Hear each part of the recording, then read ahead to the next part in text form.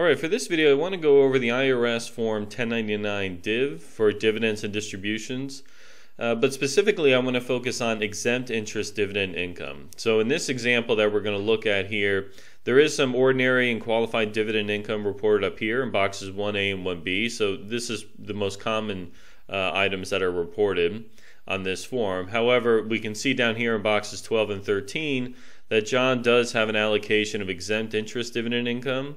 And then he has some private activity bond interest dividends. So we want to focus on what are these two elements and how do they get reported on the return. So I've got the sample 1099 DIV here. We do have a 1040 for John. So we'll go through this and we'll show how those amounts are specifically reported. And then I do have one slide here covering some background in the 1099 DIV and then what these exempt interest dividends are. So the 1099 DIV is generally used to report ordinary dividend income, and then a portion of that is qualified, right? So like I said when we were looking at this, normally what you're working with is boxes 1A and 1B here, but you notice that there's a lot of other different fields here that could apply to the dividend distribution you receive. So generally when we have just boxes 1A and 1B for ordinary dividends, qualified dividends, we're just reporting that on Schedule B of the Form 1040, right? And then on page 1 of the 1040, we have a breakout between qualified and non-qualified dividend income. But because we have so many different fields on the 1099 DIV, not all those items get reported on Schedule B, right? So even though it's a 1099 DIV statement, not everything goes on Schedule B. And exempt interest dividends are one such example. So the exempt interest dividends, again, those are reported in boxes 12 and 13. And 13, just to clarify how this works, the total amount, the gross amount of exempt interest dividends allocated to you is in box 12. The portion of box 12 that is private activity bond interest is what's reported in box 13. So you might have an amount in box 13, it might be 0. But you're not adding these two together to figure out your total tax-exempt interest. The total tax-exempt interest is 103, and then the portion of box 12 that is private activity bond interest is in 13. And so we'll get into private activity bond interest a little later and show where that is separately reported on the return. So what is exempt interest dividends? So these are dividends that are paid out of a RIC. So a RIC is a regulated investment company. And RICs are unique because they are structured as corporations, so C corporations, but if they qualify and they distribute 90% of their taxable income, the RIC itself doesn't pay any income taxes. All of the items are passed through as a dividend to the shareholders, so it's kind of like a partial conduit entity. That's how it's generally referred to. Now, if a RIC is structured in a way where its allocation of tax-exempt state and local bonds is at least 50% of the value of its assets, the tax-exempt interest that's paid into the RIC can get passed on to the shareholders, right? And this is ideal, obviously, because if we as U.S. persons receive tax-exempt interest on our 1040, we're not subject to federal income tax on it, right? Federal income taxes do not apply to municipal bonds. All right, so that's what happened here with John. John is invested in a RIC, and so the RIC distributed a 1099 DIV, which has an allocation of exempt interest dividend income in that gross dividend distribution. All right, so where is everything reported? Well, because interest from state and local bonds is excluded from U.S. tax, it's not reported on Schedule B as taxable interest.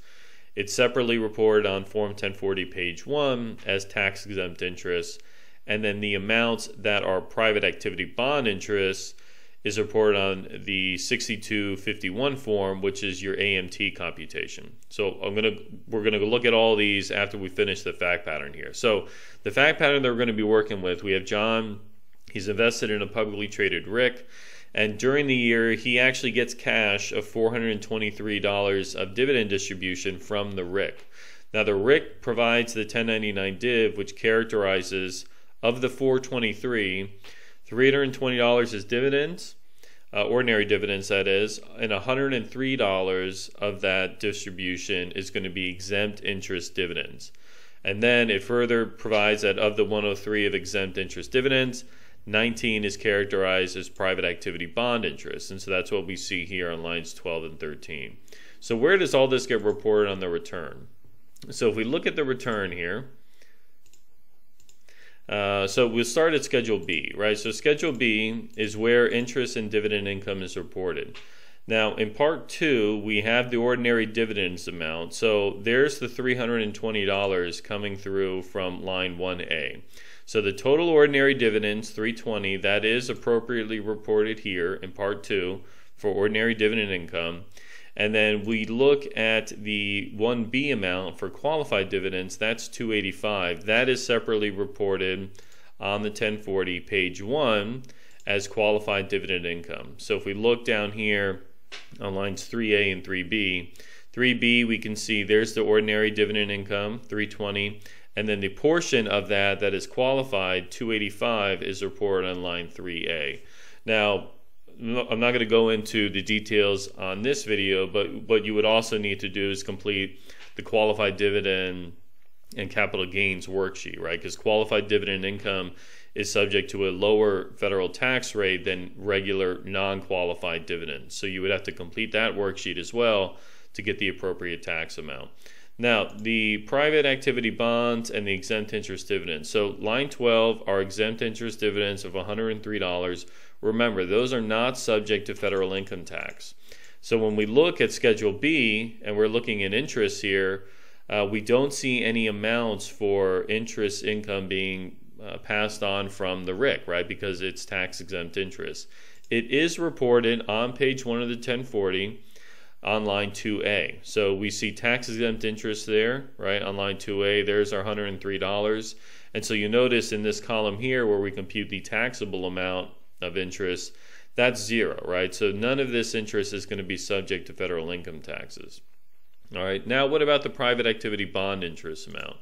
Remember, private activity bond interest, it's still exempt interest as long as it's qualified private activity bonds, but it has to be separately stated because you cannot exclude this from federal income tax when you're computing your AMT. So AMT doesn't apply to every taxpayer, but you should always be computing it to make sure that it doesn't apply to you for that matter. So the AMT computation is done on Form 6251. So AMT is that alternative minimum tax computation for individuals.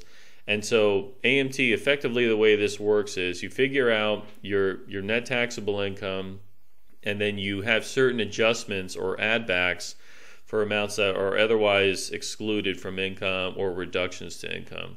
So when we look at line 2G here, line 2G labeled interest from specified private activity bonds, exempt from regular tax. And there's where we see our line 19, or sorry, our $19 amount.